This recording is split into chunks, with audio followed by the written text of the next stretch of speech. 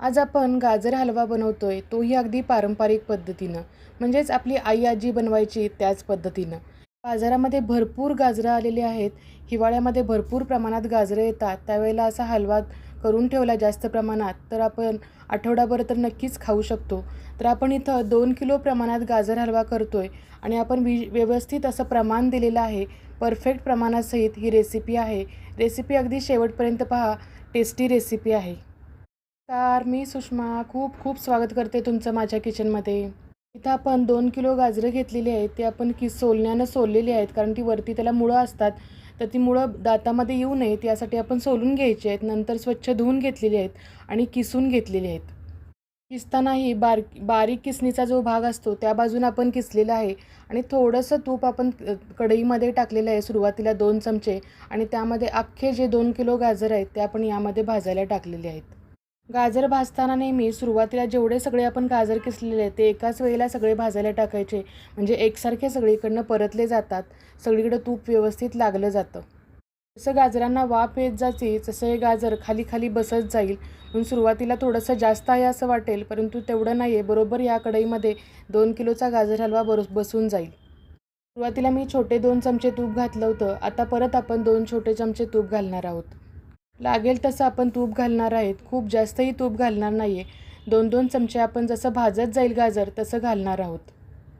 इथं गाजर भाजण्यासाठी साधारण मी इथं 10 मिनटं ही गाजरं भाजली आणि त्यासाठी आपण 6 ते 7 छोट्या चमचे तुपांचा वापर केलेला आहे. 2 किलो गाजरासाठी 6 ते 7 छोटे चमचे तूप बरोबर होऊन जातं. आता छान गाजरांना वाफ यायला लागलेली आहे, त्यामुळं गाजरं थोडी परतली गेली की ती खाली बसायला सुरुवात झालेली आहे.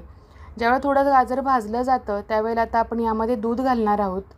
इथं मी साईसकट दुधाचा वापर केलेला आहे. हे गाईचं दूध आहे आणि इथं मी अर्धा लिटर दूध वापरलेलं आहे 2 किलो गाजरासाठी.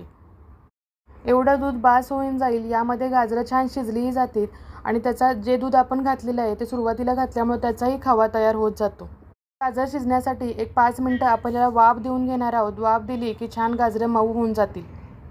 इथं पाहू शकताय वाफ दिल्यानंतर गाजरांचा रंगही चेंज झालेला आहे छान आणि बऱ्यापैकी गाजर शिजल्यासारखंही तुम्हाला दिसायला लागलं असेल.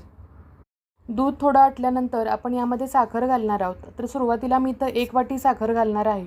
साधारण आपण इथं 1.5 वाटी साखर घालणार आहोत. तुम्हाला जर जास्त गोड हवा असेल तर तुम्ही जास्त गोड करू शकता, परंतु इथं 1.5 पावशर साखरेचा आपण इथं वापर करणार आहोत. आता साखरेचं पाणी व्हायला सुरुवात होईल. सुरुवातीला मी 1 वाटी साखर घातली होती आणि परत मी अर्धी वाटी इथे साखर घातलेली आहे. म्हणजे साधारण ही 1.5 पावशर साखर आहे.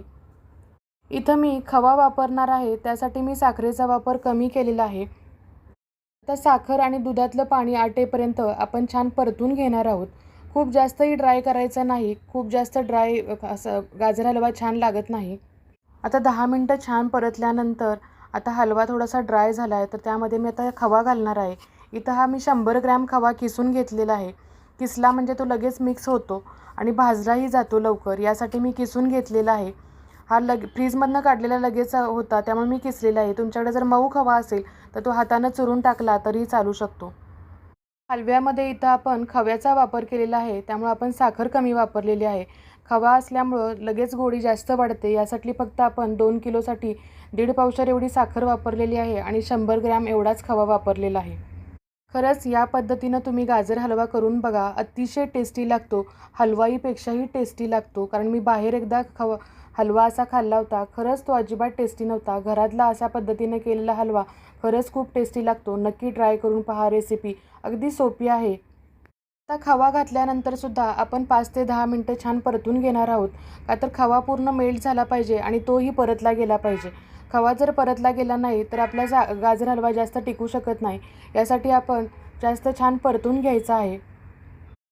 एक निवेदन करते, माझ्या चॅनलवरती नवीन असाल तर चॅनलला नक्कीच सबस्क्राईब करा आणि बेल आयकॉनला क्लिक करा. म्हणजे असेच पारंपरिक पदार्थ तुम्हाला पाहता येतील.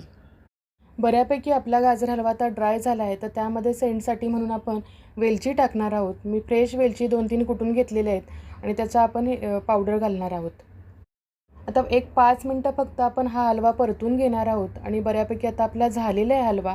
आता आपण ड्रायफ्रूट्स टाकण्याची तयारी करूया. इथं मी छोट्या पॅनमध्ये तूप गरम करत ठेवलेले आहे 2 ते 3 चमचे आणि त्यामध्ये 8-10 काजू, 8-10 बदाम आणि थोडे मनुके घेतलेले आहेत. शिवाय पिस्ता घेतलेला आहे आणि थोडासा क्रंच येईपर्यंत आपण थोडं परतून घेणार आहोत. असं केल्यामुळं काय होतं, आपल्या ड्रायफ्रुट्सला थोडासा क्रंच येतो आणि त्यामुळे छान लागतात ड्रायफ्रुट्स हलव्यामध्ये. इकडे दुसऱ्या बाजूला आपला हलवा बऱ्यापैकी तयार झालेला आहे. साईडनं तूप सुटायला सुरुवात झालेली आहे. आपण जे तूप टाकलं होतं 5-6 चमचे, तर तुम्हाला साईडला दिसायला सुरुवात झालेली आहे. म्हणजे समजायचं की आपला आता हलवा तयार झालेला आहे. असा हलवा तूप सुटेपर्यंत परतलेला खूप जास्त वेळ टिकतो. थोडा थंड झाला की आपण सर्व्हिंग बाउलमध्ये काढून घेऊया. आज आपण अगदी आई-आजीच्या पद्धतीनं, अगदी पारंपरिक पद्धतीनं हा केलेला गाजर हलवा आहे. अतिशय टेस्टी लागतो आणि शिवाय बाहेर ठेवला तर 2 ते 3 दिवस टिकतो आणि फ्रीजमध्ये म्हटलं तर 8 ते 10 दिवस चांगला टिकतो. हलव्याची ही रेसिपी अगदी सोपी आहे. नक्की ट्राय करून पहा. सगळ्या वस्तू घरातल्याच आहेत आणि शिवाय खावा म्हटलं तर तुम्ही ऐच्छिक आहे. तुम्हाला आवडत असेल तर घालू शकता किंवा दुधाचं प्रमाण वाढवलं तरीही चालू शकतं. आता जे ड्रायफ्रुट्स आपण तळून घेतले होते आपण हलव्यावरती टाकून घेणार आहोत आणि नंतर आपल्याला लागेल तसं मिक्स करून घेणार आहोत. तयार आहे विंटर स्पेशल गाजराचा टेस्टी असा पारंपरिक पद्धतीने बनवलेला हलवा. हलव्याची ही रेसिपी तुम्हाला आवडली का ते कमेंटमध्ये नक्की सांगा आणि तुम्ही लगेच गाजर आणून अशी हलव्याची रेसिपी नक्की ट्राय करून पहा.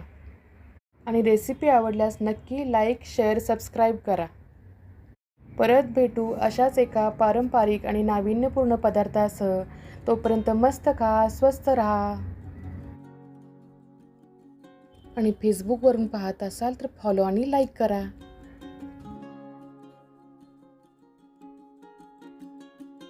बाय.